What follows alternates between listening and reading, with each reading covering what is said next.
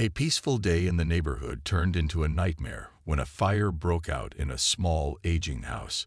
The flames spread fast, tearing through the walls and swallowing everything in their path. 10-year-old Jamal was trapped inside with his little sister, Maya. Jamal, a brave and bright boy, didn't think twice. He covered his sister with a blanket, guiding her toward the only window not yet touched by the fire. But as he helped her climb out, the heat caught up with him. The flames licked at his arms and legs, burning his skin as he pushed her to safety. Outside, neighbors screamed and called for help. Maya was crying uncontrollably, but she was alive, thanks to her brother's courage. Her father, Marcus, arrived just as firefighters were breaking down the door. He ran to them, shouting Jamal's name. Moments later, they carried his son out of the house, unconscious and covered in burns. Marcus could barely hold back his tears as he cradled Jamal in his arms. Without waiting for an ambulance, he jumped into his car and sped toward the hospital, praying his son would survive. The emergency room was crowded, but Marcus didn't care. He burst through the doors, shouting for help. Nurses quickly came to assess Jamal's condition, their faces showing concern. They told Marcus they needed a doctor immediately, and a name was called over the intercom: Dr. Richard Myers. Marcus waited, holding his son's hand tightly, begging for him to stay awake. Dr. Myers finally appeared, looking every bit like a seasoned professional. He scanned the room and approached Jamal's stretcher. For a moment, Marcus felt a flicker of relief. This was the man who could save his son. But then, everything changed. The doctor's expression hardened as his eyes moved from Jamal to Marcus. His tone, once clinical, became cold. "We're understaffed today," Dr. Myers said flatly, barely glancing at Jamal. "You should take him to the next hospital. We don't have the resources here." Marcus froze, his mind refusing to believe what he had just heard. He pleaded with the doctor, explaining that Jamal didn't have time to wait. His burns were severe, and every second mattered. But Myers had already turned away, muttering something about priorities before disappearing into another room. Marcus felt anger rising in his chest, but there was no time to argue. His son's life was slipping away. With tears in his eyes, he carried Jamal back to the car and drove off, his heart pounding with fear and a growing sense of fury. Marcus gripped the steering wheel tightly, his knuckles white as he drove through the night. The wind roared past the car, matching the storm of emotions in his chest. He kept glancing at Jamal in the rearview mirror. His son's face was pale, his breathing shallow, and his burns looked worse under the flickering lights of the car's interior. Marcus spoke softly to him, his voice cracking. "Stay with me, son. Just a little longer. We'll get help. I promise." The road stretched endlessly ahead, but Marcus couldn't stop thinking about the cold face of Dr. Myers. How could someone refuse to help a child in desperate need?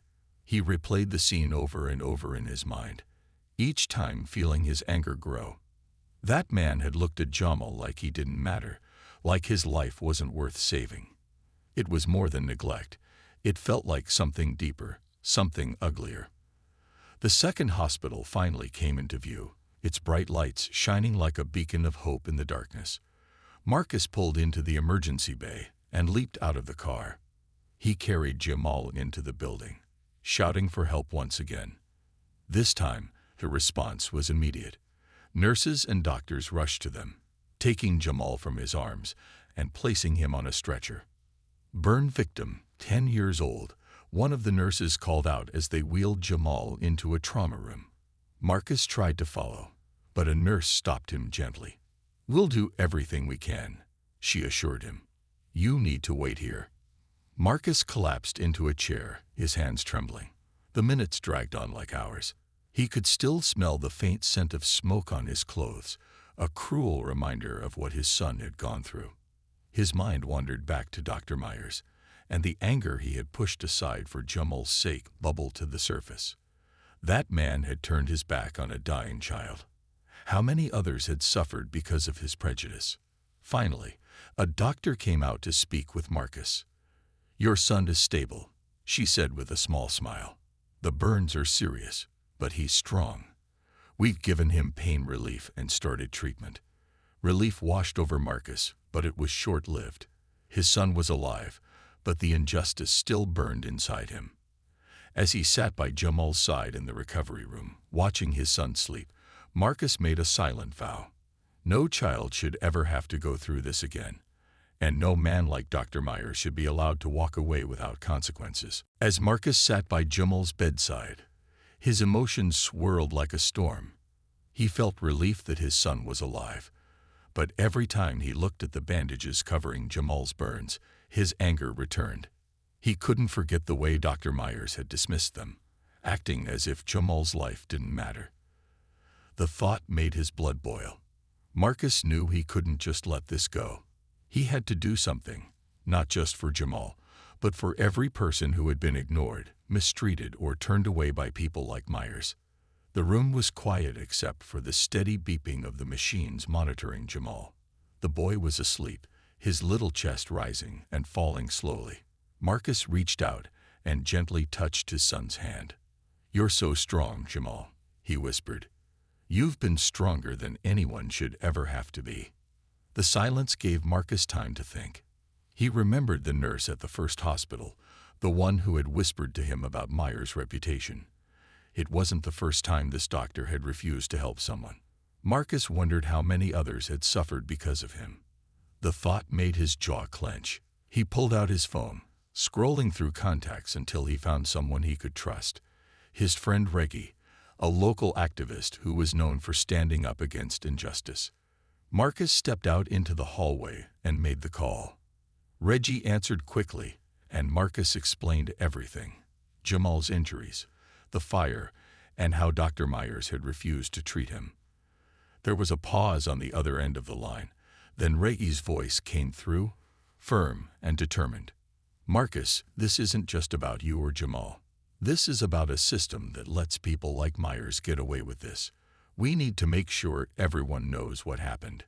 Reggie's words gave Marcus a sense of purpose. Together, they started to plan. Reggie would reach out to his network of activists, and Marcus would gather any evidence he could. They decided to meet the next day to strategize further. Marcus hung up the phone, feeling a flicker of hope. Back in the room, Jamal stirred slightly in his sleep, his face twitching as if he was dreaming. Marcus sat back down beside him, watching his son closely. He thought about the courage Jamal had shown during the fire, risking his own life to save his sister. Marcus realized that if his son could be that brave, he owed it to him to fight just as hard. The battle wasn't over, not by a long shot, and Marcus was ready for it. The next morning, Marcus left Jamal in the care of the hospital staff and set out to meet Reggie. They sat together in a small diner, the smell of coffee and fried food filling the air. Reggie listened intently as Marcus recounted every detail of what had happened with Dr. Myers. When Marcus finished, his friend shook his head, his expression a mix of anger and determination. "We can't let this slide, Marcus," Reggie said firmly. "This isn't just about one doctor. It's about how people like him feel untouchable, like they can treat us however they want without consequences." Marcus nodded. "I don't want anyone else to go through what Jamal did. That man didn't even see him as a child in need. He saw his skin color first, and that's why he refused to help." Reggie leaned forward, lowering his voice. "I've heard whispers about Myers before. People in the community have complained about him, but nothing ever sticks. He's protected by the system because he's a respected doctor. But if we bring enough attention to this, they won't be able to ignore it anymore." Together, they made a plan. Reggie would contact local journalists, including Claire, a young reporter known for covering stories about injustice. Meanwhile, Marcus would reach out to others in the community, asking if anyone else had experienced discrimination at the hands of Dr. Myers. They needed to build a case, something so strong it couldn't be swept under the rug. As they worked, the word began to spread. Claire called Marcus later that day, eager to hear his story. She met him at the hospital, her notebook in hand and a determined look in her eyes. Marcus told her everything, from the fire to Jamal's burns to the moment Myers walked away. Claire's pen moved quickly, capturing every word. "This is unacceptable," she said when Marcus finished. "I'll look into his record. If there are other complaints, I'll find them." Meanwhile, Marcus started talking to others in the community. At first, people were hesitant, afraid to speak out. But as they heard Jamal's story, they began to open up. A mother told Marcus about how Myers had dismissed her sick baby. An older man shared how the doctor had refused to treat him after a heart attack. Each story fueled Marcus's determination. By the end of the day, Marcus felt a spark of hope. The community was rallying together, and the fight for justice had truly begun. For the first time since the fire, Marcus felt like he wasn't alone in this battle. As the days passed, Marcus's fight for justice gained momentum. Word of what had happened to Jamal spread quickly through the community, and people began stepping forward with their own stories. Marcus listened to each one, his anger growing with every account of Dr. Myers' refusal to help those in need. This wasn't just about his son anymore.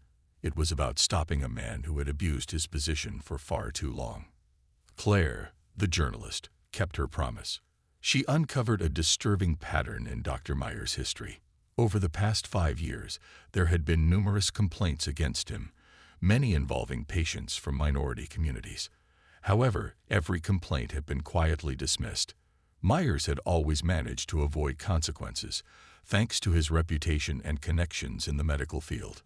Claire published her first article about Jamal's story, and it hit the community like a lightning bolt. The headline read, "Doctor refuses to treat burn child. A community demands answers." The article detailed Jamal's ordeal and highlighted the systemic issues that allowed someone like Myers to continue practicing. Within hours, the story went viral, spreading far beyond their town. People from other cities and states began sharing similar experiences, fueling a growing movement. Marcus felt a mix of hope and nervousness as the story gained traction. Strangers started reaching out, offering their support and sharing their outrage.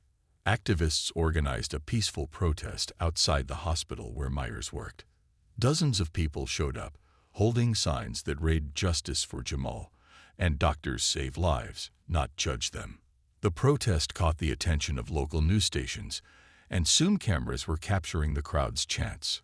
Dr. Myers, meanwhile, tried to defend himself. In a brief interview, he claimed the hospital had been overwhelmed that night and that he had made a difficult but necessary decision to prioritize other patients. But Marcus and the community weren't buying it. They knew the truth, that Myers had turned Jamal away because of his own prejudice. Back at the hospital, Jamal was starting to recover. His burns were healing slowly, and his spirits lifted whenever Marcus was by his side. "Dad," he said one afternoon, his voice quiet but steady, "did I do something wrong? Is that why the doctor didn't help me?" Marcus's heart broke at his son's words. He knelt beside Jamal, taking his hand gently. "No, son," he said firmly. "You did nothing wrong. What happened wasn't your fault. That doctor made a terrible choice, and now we're making sure he can't do it to anyone else." Jamal nodded, his eyes filled with a mix of sadness and understanding. Marcus knew this fight wasn't just for justice, it was also for his son's faith in the world. He had to show Jamal that standing up for what's right mattered, no matter how hard it was. The pressure on Dr. Myers grew with each passing day. News stations kept covering the protests and interviews, and social media was flooded with messages of support for Jamal. The community was no longer willing to sit quietly and let this man continue his harmful practices. With each story that surfaced about Dr. Myers' past actions, it became clear that he had been allowed to get away with too much for too long. Marcus was contacted by a lawyer, a woman named Sarah, who had been following the case closely. She offered to help him file a formal complaint against Dr. Myers and take legal action. "What happened to Jamal was unacceptable," she said over the phone. "And the law needs to hold him accountable. Together, we can make sure he faces consequences." The thought of going up against a powerful doctor and the hospital's lawyers was intimidating, but Marcus knew this was the next step. He wanted justice for Jamal, but he also wanted to protect future patients from being hurt in the same way. He met with Sarah in person, and they worked together to build the case. Sarah had already gathered plenty of evidence, other patients' testimonies, medical records, and even Dr. Meyer's own admissions that he had made poor decisions in the past. As Marcus and Sarah prepared their case, Reggie continued his work with the local activists, rallying more people to the cause. The protest outside the hospital grew bigger each day, with people from all walks of life coming together to demand action. They weren't just protesting Dr. Myers anymore. They were protesting a broken system that allowed racism and discrimination to run unchecked. Marcus spent hours at the hospital every day, watching over Jamal as he slowly recovered. His son was getting stronger, his bandages replaced with fresh dressings every few days. There were moments when Jamal's smile returned, and Marcus allowed himself to hope for the future. But even in these small victories, the fight against Dr. Myers weighed heavily on his mind. He couldn't let up now. Then the unexpected happened. A local news anchor reached out to Marcus with a lead. "We found something big," the anchor said over the phone. A whistleblower from the hospital came forward. "They've told us about multiple instances where Dr. Myers made dangerous decisions that should have cost him his license." Marcus felt a rush of adrenaline. This was the break they had been waiting for. The whistleblower's testimony could be the final piece of the puzzle. With this new information, Marcus, Sarah, and Reggie knew that they could take the fight to the next level. Dr. Myers' time was running out. He couldn't hide behind his reputation any longer. The day the whistleblower came forward, everything changed. Marcus, Sarah, and Reggie gathered in a small office, their eyes glued to the phone as they listened to the anonymous source. The whistleblower had worked in the hospital for years and had witnessed Dr. Myers make numerous life-threatening decisions, often prioritizing his own comfort or biases over patient care. "He's done this before," the voice said, shaky but determined. "I've seen him turn people away, make excuses, and even hide his mistakes. He's gotten away with it because he's been protected by the hospital and his connections." Marcus felt a surge of emotion. This was the proof they needed. It wasn't just about Jamal anymore. It was about exposing a system that had allowed someone like Dr. Myers to harm people for far too long. They immediately contacted Claire, who had been covering the story from the beginning. She quickly arranged for the whistleblower's statement to be recorded, ensuring it would be a powerful addition to their case. As the news spread, the momentum only grew. The hospital tried to deny the allegations, but it was clear they were on the defensive. The protests outside the hospital became even larger, and more voices joined the cause. People who had once stayed silent now felt empowered to speak up, sharing their own experiences with discrimination in healthcare. They were no longer willing to let Dr. Myers continue his practice unchecked. But the battle was far from over. The hospital hired a top lawyer to protect Dr. Myers, and the legal team tried to discredit the whistleblower and the people coming forward with their stories. They claimed it was all part of a smear campaign. But Sarah, Marcus, and Reggie weren't backing down. The evidence was undeniable, and they knew they had the truth on their side. A week later, the hospital called for a public hearing to address the accusations. It was a tense day, with cameras flashing and reporters crowded into the room. Marcus sat with Sarah, watching as the hospital executives tried to spin the situation in their favor. But then the whistleblower's statement was played for everyone to hear. The room went silent as the damning details unfolded. Dr. Myers had made life-or-death decisions based on nothing more than his own prejudices, and the hospital had known about it, but done nothing to stop it. The room erupted with gasps and murmurs, and Marcus felt a wave of relief wash over him. The truth was out. There was no hiding it anymore. As the hearing ended, the hospital announced that Dr. Myers would be suspended pending further investigation. The fight wasn't over, but Marcus knew that this was a huge step forward. Later that evening, Marcus stood outside the hospital, looking up at the building where Jamal had been treated. The night sky was clear, and for the first time in weeks, Marcus felt a sense of peace. Jamal was going to be okay, and together, they had taken down a man who thought he could get away with anything. They had made sure that no one else would have to suffer in silence again. And for that, Marcus was proud.